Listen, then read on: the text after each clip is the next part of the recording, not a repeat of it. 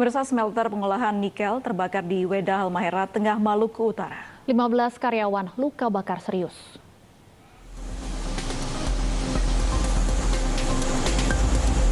Kebakaran hebat terjadi di kawasan smelter milik perusahaan tambang PT Indonesia Wedah B Industrial Park di Halmahera Tengah, Maluku Utara Selasa kemarin.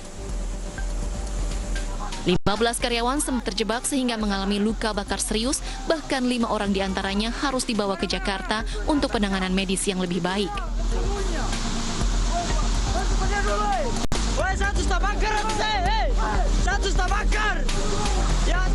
Kebakaran diduga disebabkan karena percikan api sebuah tungku di dalam smelter yang membakar bangunan.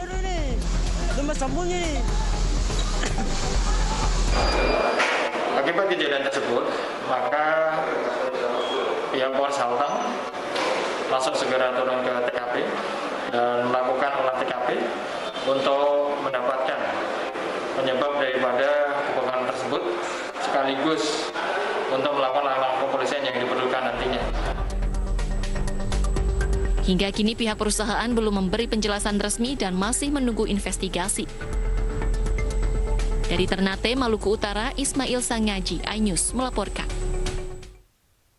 Kebakaran melanda permukiman di Jalan Pademangan 4, Jakarta Utara. Hingga kini petugas pemadam kebakaran belum tampak di lokasi. Kawasan permukiman di Jalan Pademangan 4, Jakarta Utara sore ini dilanda kebakaran. Dalam video amatir, api masih tampak membesar dengan asap yang membumbung tinggi. Kebakaran juga mengundang kepanikan warga. Tugas pemadam kebakaran masih berupaya menuju lokasi kebakaran.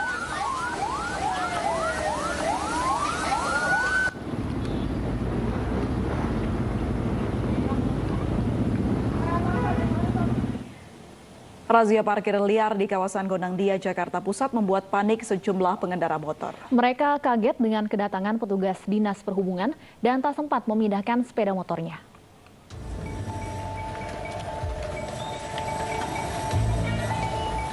Sejumlah pengemudi ojek online kocar-kacir saat mengetahui kedatangan petugas Dinas Perhubungan dalam razia parkir liar di kawasan Gondangdia, Jakarta Pusat.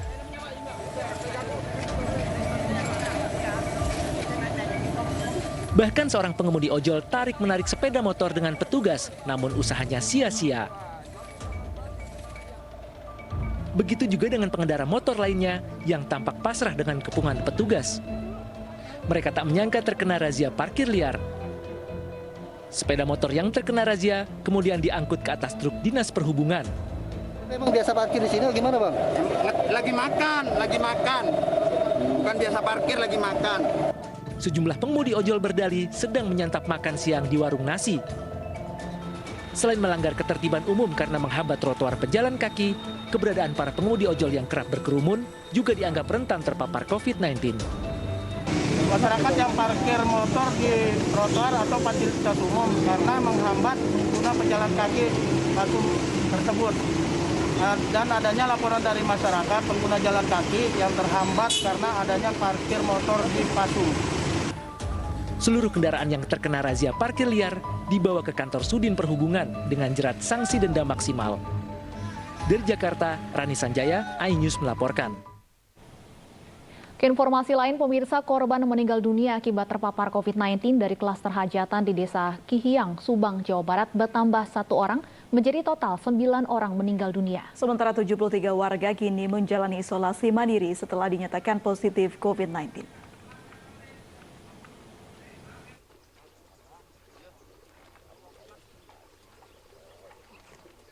Korban meninggal dunia akibat terpapar COVID-19 dari klaster hajatan Desa Kihiang, Kecamatan Binong, Kabupaten Subang, Jawa Barat bertambah 1 orang, kakek berusia 75 tahun. Almarhum kakek Suwadi, warga Kampung Kerajaan 1 Desa Kihiang, meninggal dunia setelah 1 hari terkonfirmasi positif COVID-19. Total 9 warga Desa Kihiang meninggal dunia akibat COVID-19 setelah mendatangi sebuah hajatan. Sementara 73 warga lainnya tengah menjalani isolasi mandiri setelah dinyatakan positif COVID-19. Kalau yang hari ini data yang baru. Jadi kemarin baru dapat hasil antigennya, kemudian semalam sudah meninggal. Katanya mendadak, Pak, meninggalnya. Ya, meninggalnya mendadak. Jadi kami pun belum sempat komunikasi banyak. Jadi kemarin sore kami mendapatkan info hasil antigen positif, kemudian malamnya meninggal. Berarti salah satu pasien termasuk dalam sedang menjalani isolasi. Ya, kalau pasien yang isolasi mandiri di Desa Kihiyang kan ada 73 orang, semuanya sedang isolasi. Kalau ini baru kemarin, baru mau mulai melaksanakan isolasi mandiri, malamnya sudah meninggal. Klaster penularan COVID-19 terungkap setelah warga yang menggelar hajatan berobat ke Puskesmas Binong dengan keluhan demam dan batuk. Setelah dites swab, ternyata warga tersebut positif COVID-19. Puskesmas langsung melakukan tracing, hasilnya 84 warga positif terpapar COVID-19. Kasus penularan COVID-19 di Kabupaten Subang meningkat tajam pasca libur Lebaran. Lebih dari 6.000 warga positif COVID-19 dan lebih dari 200 diantaranya meninggal dunia. Dari Subang, Jawa Barat, Yudi Heriawan, Juanda, iNews melaporkan. Kementerian Agama membatasi kegiatan ibadah masyarakat menyusul meningkatnya pasien COVID-19. Satgas COVID mencatat masyarakat yang terkonfirmasi positif COVID-19 mendekati 2 juta orang.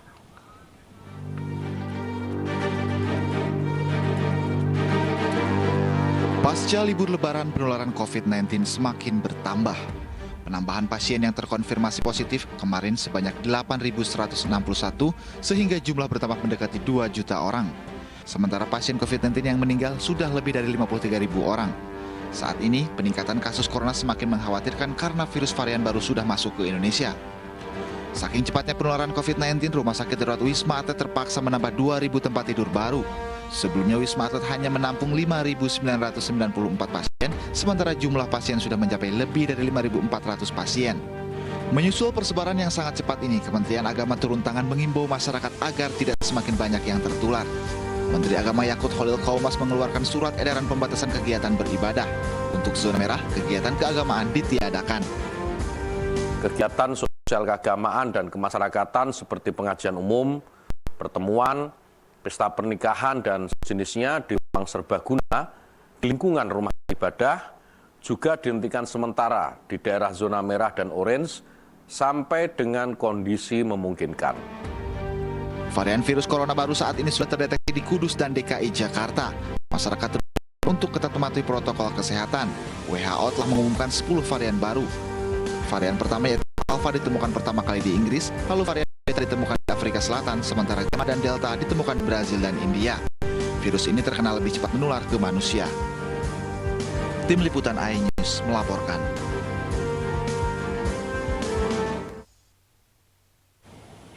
Lalu kegiatan ibadah apa saja yang dibatasi oleh Kementerian Agama? Apakah termasuk pembatalan sholat Idul Adha nanti?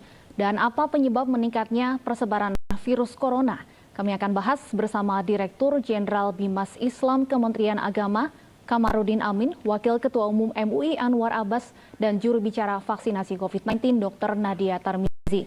Selamat sore Pak Kamarudin, Pak Anwar, dan Ibu Nadia. Selamat sore. Ya, selamat sore. Baik, saya ke Dr. Nadia terlebih dahulu. Dr. Nadia, tentunya dengan adanya larangan untuk kegiatan keagamaan di zona merah, banyak kemudian yang mempertanyakan apakah kemudian jika sudah divaksinasi, tentunya banyak yang beranggapan sudah boleh beraktivitas, termasuk mungkin dari kegiatan keagamaan. Bagaimana Anda meluruskan adanya pandangan seperti ini? Ya, pertama mungkin adapun keputusan mengenai terkait kegiatan keagamaan ini sehubungan dengan terjadinya lonjakan kasus di beberapa daerah. Ya, kita melihat adanya tren peningkatan kasus yang terus naik sebagai akibat dari atau dampak dari kemarin pergerakan mobilitas yang tinggi yang sudah dimulai sejak awal Ramadan, kemudian sebelum pelarangan mudik, sesudah pelarangan mudik dan pasca Idul Fitri. Nah, dengan adanya pergerakan dan protokol kesehatan yang kurang ketat dijalankan, kita bisa lihat banyaknya kerumunan-kerumunan yang terjadi di berbagai tempat wisata. Inilah yang kemudian menjadi dampak mengapa bagi banyak daerah saat ini kita melihat terjadi tren peningkatan kasus. Ya, bahkan di DKI, Wisma Atlet sendiri juga dikatakan bahwa terus-menerus terlihat penambahan jumlah kasus yang dirawat di Wisma Atlet. Nah, tentunya tentunya dengan melihat kondisi ini dan kita tahu PPKM Mikro juga sudah kita lakukan ya, dalam arti bahwa PPKM Mikro ini diperpanjang sampai 28 Juni, perlu dilakukan antisipasi untuk kemudian pelonggaran-pelonggaran yang pernah kita laksanakan untuk dievaluasi sementara. Nah, jadi upaya termasuk mengurangi pembatasan kegiatan ibadah ini lebih karena bagaimana kemudian kita menegaskan dan memastikan lagi supaya mengurangi mobilitas yang terjadi di dalam masyarakat. Dan tentunya kita tahu bahwa sebenarnya banyak rumah ibadah sudah menerapkan protokol kesehatan, tetapi disiplin masyarakat ini yang harus kita perketat lagi. Baik, kita ke Pak Anwar Abbas. Pak Anwar Abbas, seperti yang kita ketahui bahwa Menteri Agama sudah memberikan pernyataan untuk membatasi kegiatan ibadah. Seperti apa mekanisme ke bawahnya, Pak Anwar Abbas? Saya terus terang saja ya, maksud dari Menteri Agama itu bagus, tapi kalau di tempat ibadah dijaga, di jalan nggak dijaga, di pasar nggak dijaga, di terminal nggak dijaga, di airport nggak dijaga, ya. Ya tadi mudik seperti yang diceritakan Dr. Diana tadi ya. Ya tidak terlalu berarti larangan bukan larangan ya, anjuran untuk pembatasan di tempat ibadah. Di rumah ibadah. Jadi seharusnya menurut Anda seperti apa, Pak Anwar? Ya total, total, bukan hanya rumah ibadah, pasar. Coba aja lihat menjelang Idul Fitri ya. Pasar Tanah Abang tuh kayak apa itu? Ngeri sekali saya membayangkan itu kan ya. Kemudian juga adanya demo-demo. Kemudian juga mudik. Kemudian juga itu di atas kereta api saya lihat ya. Itu teman-teman saya beritahu bagaimana ini Panerabas kayak begini gitu kan. Timbul pertanyaan sama saya ya.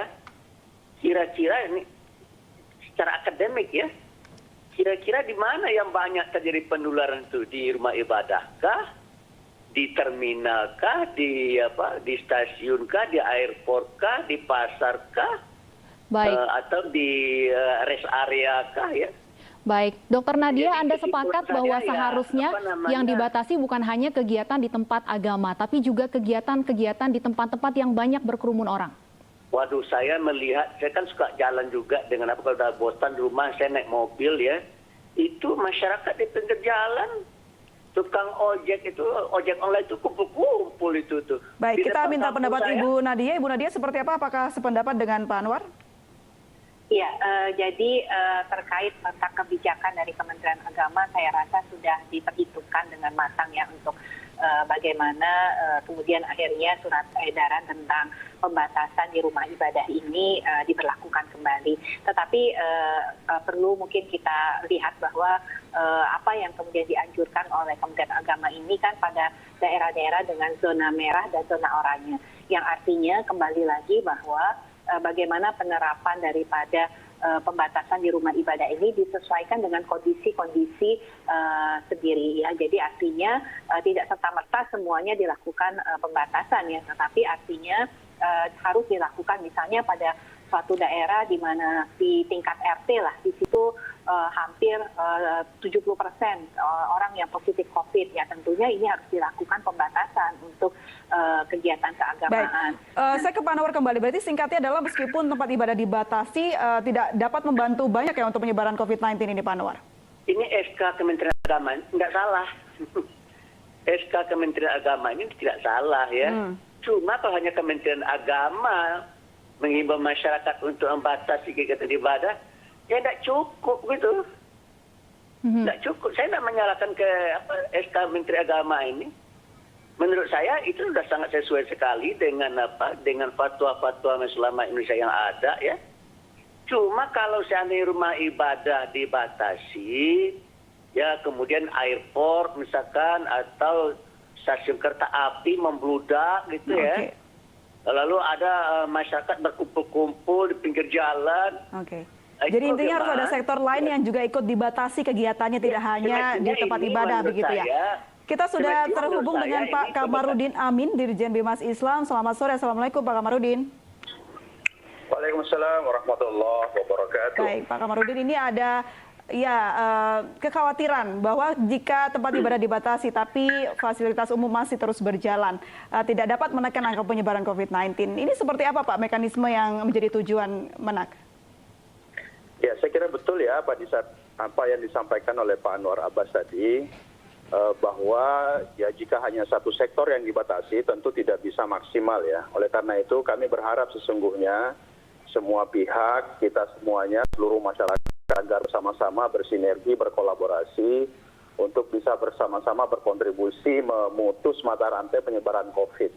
Ancaman COVID ini kita sama-sama ketahui sangat nyata dan semakin eskalasinya semakin meningkat ini. Kita tahu semua ya, peningkatannya luar biasa, ada jenis baru lagi, kemudian meningkat di semua daerah. Saya kira kita semua harus aware terhadap persoalan ini. Kementerian Agama mengambil kebijakan untuk membatasi rumah ibadah untuk sementara saja, dan saya berharap kita semua bersama-sama membantu mensosialisasikan ya. Terima kasih kepada Pak Kiai Anwar Abbas yang tadi sudah mendukung saya kira ya, karena ini juga sejalan dengan Fatwa MUI saya kira. Jadi semua harus berkontribusi, semua harus bersama-sama karena persoalan ini tidak bisa diatasi oleh satu pihak saja. Semua kita harus bekerja, ini wajib hukumnya bagi kita semua. Baik, Pak Kamarudin, secara spesifik untuk surat edaran Menteri Agama terbaru ini, kegiatan ibadah apa saja yang dibatasi? Apakah nantinya sholat Idul Adha juga akan dilarang di zona oranye dan zona merah? Ya, jadi ini untuk di kegiatan di rumah ibadah, bukan hanya di masjid musola, tapi juga di gereja, juga di vihara, juga di kelenteng, semua rumah ibadah untuk sementara diminta agar tidak diadakan dulu, terutama di zona-zona yang berbahaya ya, zona merah tadi misalnya itu disebutkan. Nah tentu ini bersifat sangat sementara ya, begitu kondisi sudah membaik lagi, begitu keadaannya sudah aman ya tentu kita harus kembali lagi mengaktifkan rumah-rumah ibadah kita. Jadi pertama ini sangat sementara dalam rangka untuk mengantisipasi potensi penyebaran COVID dan tidak di semua zona tentunya. Bagi yang berada di zona aman tetap bisa melaksanakan kegiatan ibadah, tetapi tentu juga dengan menggunakan protokol COVID ya, protokol kesehatan. Jadi mari kita bersama-sama mensosialisasikan karena ini sangat urgent sekali, sangat penting bagi kita semua. Baik, Pak Anwar Abbas, apa yang dikatakan oleh Pak Kamarudin tadi sudah cukup jelas kah Pak? Atau mungkin ada hal yang perlu ditambahkan? Saya perlu sampaikan ya, supaya jangan salah tangkap ya. Saya rasa Menteri Agama tidak boleh melarang orang beribadah. Yang dilarang oleh Menteri Agama itu ya, jangan berkumpul-kumpul. Gitu ya, karena penyebarannya di tempat yang orang berkumpul-kumpul ya. Gitu ya. Jadi yang dilarang itu berkumpul atau berkerumun itu. Dan kalau sholat jamaah di masjid tentu orang berkumpul-kumpul kan. Jadi yang dilarang bukan ibadahnya. Yang dilarang berkumpul-kumpulnya itu gitu kan. Dan kalau saya akan berkumpul-kumpul juga ya protokol medisnya harus ditegakkan. So, saya khawatir sekali nanti ini menjadi gaduh lagi ya, Menteri Agama melarang orang beribadah. Saya tanya Pak Komar, apa Menteri Agama melarang orang beribadah kan sampai tidak, seperti itu tidak Pak Kamarudin? Ya nggak mungkin lah, nggak masuk akal lah Menteri Agama melarang orang beribadah. Jadi saya kira Pak Anwar Abbas juga paham itu dan kita semua paham, sangat naif sekali rasanya ya kalau kita melarang orang beribadah. Jadi betul yang dilarang adalah berkumpul, berkerumun dan termasuk tempat ibadah di mana biasa masyarakat berjamaah berkumpul di situ, itu juga berpotensi menyebarkan COVID-19 sehingga untuk sementara di rumah ibadah ditiadakan berkumpul dan silakan melaksanakan sholat di rumah masing-masing dulu untuk sementara. Pak Kamarudin, apakah ada dasar data Pak yang menyebutkan kalau ada klaster dari tempat ibadah? Gimana? Halo? Halo Pak Kamarudin? Ya. Apakah ada dasar Pak yang menyebutkan ada data penyebaran COVID-19 di tempat ibadah? Ada kasus, 1-2 kasus dan itu sangat kecil, sebenarnya sangat kecil. Tapi itu tidak berarti kita boleh merasa aman ya. Ini langkah antisipasi sebenarnya. Ini dalam rangka kehati-hatian. Kita tidak ingin masyarakat kita beribadah kemudian terpapar COVID-19. Jadi meskipun seandainya pun tidak ada kasus, tetap juga harus kita berhati-hati. Apalagi kalau sudah ada kasus. Jadi sekali lagi saya tekankan, Menteri Agama sama sekali tidak melarang orang beribadah. Yang dilarang adalah berkumpul, berkerumun di tempat ibadah pada saat kondisi sangat tidak aman, pada saat kondisi sangat terancam kita semua. Sehingga sementara kita mengajak masyarakat untuk mari kita berada di beribadah. Tentunya larangan untuk warga berkerumun secara umum bukan berada di bawah Kementerian Agama. Dr. Nadia, bagaimana kemudian seharusnya komitmen pemerintah untuk menegakkan aturan melarang warga untuk berkerumun? Ya, jadi pada prinsipnya kita tahu bahwa pada saat ini kan sedang terjadi peningkatan kasus ya. Nah, perlu kita sedikit mengerem tentunya dan salah satu cara mengerem ini adalah mengurangi mobilitas. Tentunya kita sangat sepakat bahwa mengurangi mobilitas ini harus dilakukan dalam berbagai hal ya. Artinya bukan hanya mengurangi aktivitas di rumah ibadah, tetapi juga tadi yang sudah disampaikan Pak Anwar bahwa termasuk bagaimana penegakan aturan di dalam masyarakat seperti menjaga jarak di tempat-tempat umum, memastikan memakai masker di tempat-tempat umum, pembatasan pengurangan bekerja dari kantor dan sebagainya. Jadi ini memang suatu artinya pelaksanaan PPKM Mikro yang terintegrasi, tidak bisa berdiri sendiri. Termasuk tadi kerumunan-kerumunan tersebut sebenarnya memang harus dilakukan pengawasan dan ada petugas khusus seperti yang sudah kita sampaikan untuk mengawasi penerapan dari protokol kesehatan tadi. Baik, Dr. Nadia, apakah pengurangan kegiatan di tempat ibadah ini merupakan langkah awal untuk nantinya mengikuti adanya pengurangan lagi kegiatan di sektor-sektor lain seperti fasilitas umum dan tempat-tempat umum? Ya. Ini akan sangat tergantung dengan situasi daerah setempat ya. Artinya kita kan tidak melaksanakan PSBB, kita melaksanakan PPKM Mikro. Jadi evaluasi dari PPKM Mikro itu dilakukan oleh tentunya baik itu pemerintah daerah provinsi dan kabupaten kota untuk kemudian memutuskan bagaimana intervensi untuk mengurangi mobilitas tadi. Jadi mengapa kemudian kita melaksanakan PPKM Mikro ini kan supaya intervensinya lebih kecil lagi dan lebih tepat lagi. Di mana tentunya kita melihat kalau di tingkat RT, RW, kelurahan ya, jadi tidak pada tingkat yang besar, misalnya PPKM Mikro di seluruh kabupaten kota. Dan bisa saja nanti kalau terjadi peningkatan kasus yang cukup tinggi itu pembatasan-pembatasan di tempat-tempat belanja pasar itu juga akan diterapkan ke depannya.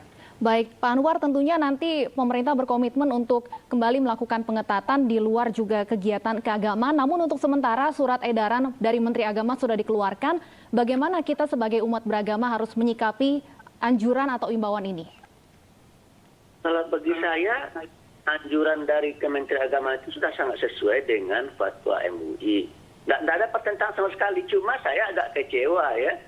Kenapa kok hanya rumah ibadah yang diurusin ya? Kalau Kementerian Agama sudah melaksanakan tugasnya kan?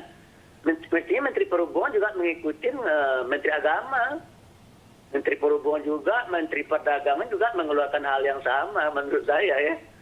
Begitu, jangan hanya Menteri Agama aja yang bicara ini. Kalau Menteri Agama aja yang bicara, terkesannya pusat dan klaster penyebaran COVID ini di rumah ibadah kesannya. Padahal dalam kesimpulan saya bukan di rumah ibadah yang paling besar itu ya. Di stasiun, di atas kereta api gitu ya. Saya dikirimi foto itu menggerinding bulu kuduk saya itu melihat foto orang berjejal-jejal dalam kereta api. Bagaimana itu ya? Jadi oleh karena itu bagi saya ya ini pendekatannya harus holistik ini ya. Tidak hanya dari rumah ibadah saja gitu ya. Tapi ya kementerian-kementerian dan oleh karena itu mungkin barangkali ya apakah SK-nya ini dari presiden tidak tahu saya karena ini lintas apa? Lintas kementerian saya ini. Lintas bidang ya. Jadi tidak cukup Menteri Agama. Kalau anjuran Menteri Agama MUI mendukung ya. Meskipun saya suka bertentangan pendapat dengan Menteri Agama ya. Tapi tentang dua hal, tentang ini, tentang haji saya itu sependapat. Maaf saja ini. Baik, terakhir ke Pak Komarudin, apa hal-hal yang harus diperhatikan dalam penerapan pembatasan tempat ibadah ini? Ya, terima kasih Pak Kiai Anwar ya, sudah suportif, sudah mendukung, dan saya kira semua pihak harus mendukung. Mari kita bersama-sama mengajak masyarakat untuk bersama-sama melaksanakan surat edaran ini, karena ini demi untuk kebaikan kita bersama. Jadi kita bersama-sama mengawasi, bersama-sama mengingatkan masyarakat kita, dan juga bersama-sama menjalankan edaran ini agar rumah ibadah betul-betul bisa steril dari potensi penyebaran COVID. Saya kira ini respon dari pemberlakuan PPKM skala mikro sekali lagi ya. Jadi kita merespon hal ini sebagai upaya bersama, sebagai ikhtiar kita untuk bisa bersama-sama pemerintah mencegah penyebaran COVID ini di rumah-rumah ibadah. Karena bagaimanapun juga saya kira potensi rumah ibadah juga sangat besar sekali ya. Kita tahu umat Islam beribadah 5 kali dalam sehari. Satu malam di masjid, kemudian ada sholat Jumat, dan lain-lain. Begitu juga di vihara, di kelenteng, di tempat-tempat ibadah yang lain. Jadi harus kita cegah dari awal, dan saya kira mari kita dukung bersama, kita sama-sama mengajak masyarakat, dan kita menyampaikan kepada mereka bahwa dalam kondisi seperti ini, insya Allah beribadah di rumah tidak kalah pentingnya, tidak kalah. Baik, kita harapkan bersama agar anjuran untuk mengurangi kegiatan di tempat ibadah ini dapat mengurangi penyebaran COVID-19 di Indonesia. Terima kasih Pak Anwar Abbas, Pak Kamarudin Amin, dan Dr. Siti Nadia Tarmizi sudah bergabung bersama kami di iNews Sore.